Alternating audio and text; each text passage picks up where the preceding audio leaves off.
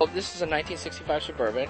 I've had it approximately 5 years, and when I bought it, it was in original shape of a daily driven vehicle that was over 40 years old, and it was quite worked, quite rusty, quite full of spider webs and dirt from a lot of years. And my wife and I decided to take on a new style of project. We had done mostly newer vehicles, late model trucks, and we chose this old truck because we normally don't see too many of these old Suburbans. She wanted to see us build something together as a wife and husband, so we both did this together.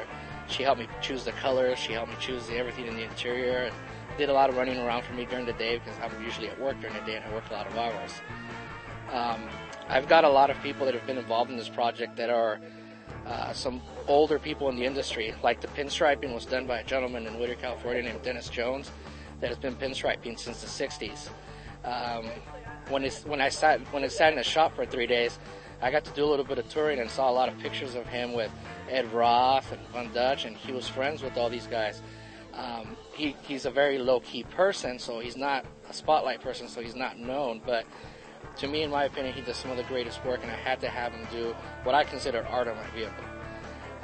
So you'll see some of the pinstriping all the way throughout, and the little shiny stuff here, this is variegated copper, and it took a process of 2 days for him to do this, and the rest of the striping took another 2 days, so it took approximately 5 days for it to be finished, and that's just in pinstriping. He had approximately 35 hours of pinstriping.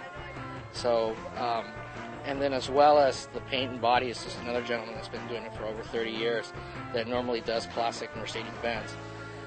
But through a friend of a friend, he took on this project, and I'm very happy with it. It turned out amazing. Another gentleman that did my upholstery is somebody else that normally works on street rods. I came in there and introduced myself as a guy that mostly does mini trucks, and he's like, "You don't have any gray hair. You got an old car?" I'm surprised. And he did a 50s style tuck and roll for me with a lot of material that is not commonly used anymore. You know, it's just some vinyl. It's not leather. It's not suede. It's not tweed.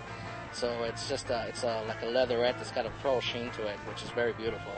I became best friends with all the guys at Moon Eyes because those guys there saw me walking in and out of their place, and I just had to have all that old 60s styling on this car.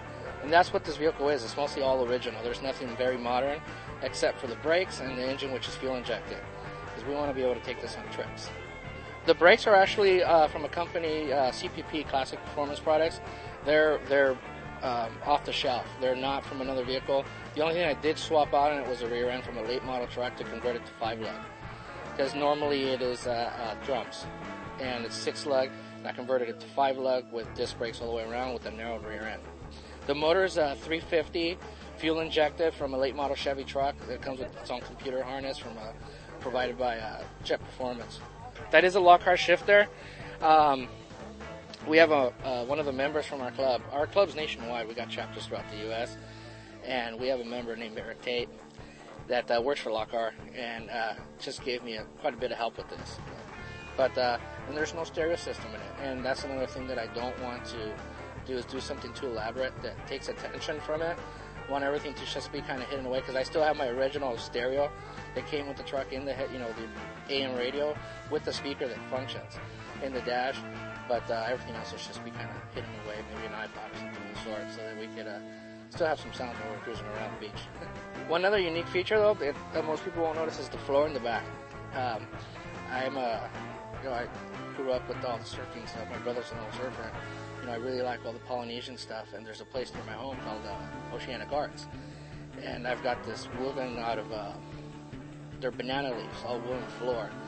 It took a lot of work to do, because when we cut it and shaped it, in a few days with some moisture, it expanded.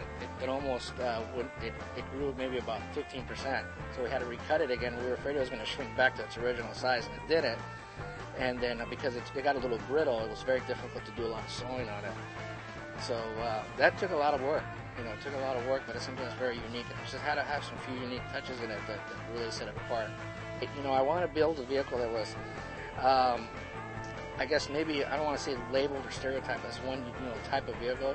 I'm here at a truck show right now with people, my peer group, some younger, maybe some a little older.